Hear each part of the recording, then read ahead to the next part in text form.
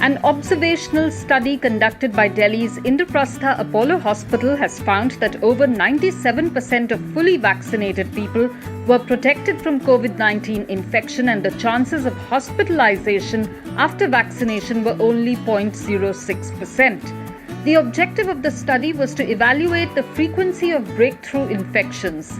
While the study indicates that COVID-19 vaccination does not provide 100% immunity, it protects against serious manifestations. Bharat Biotech on Sunday said its COVID-19 vaccine Covaxin is effective against all new emerging variants of coronavirus, including those first found in India and UK. The study was conducted in collaboration with the National Institute of Virology and Indian Council of Medical Research. Budget carrier Go Air has filed draft red herring prospectus with SEBI ahead of its IPO. Go Air plans to raise Rs 3,600 crore via fresh issue of shares. ICICI Securities, Citigroup and Morgan Stanley will manage the share sale.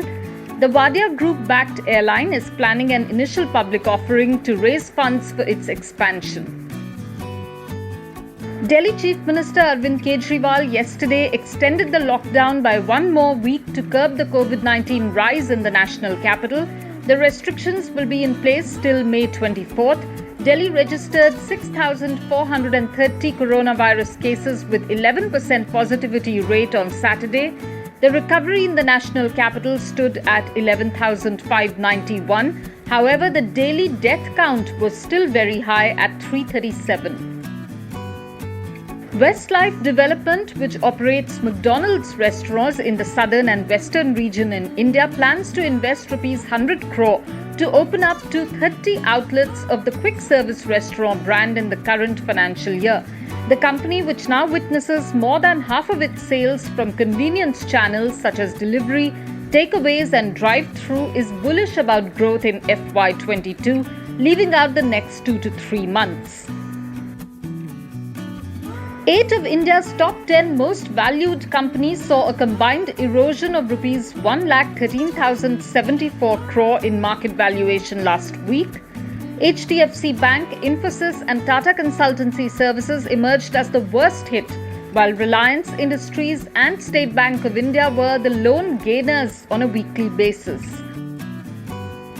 The first batch of Defence Research and Development Organization's anti-COVID drug 2DG is being released today by Defence Minister Rajnath Singh.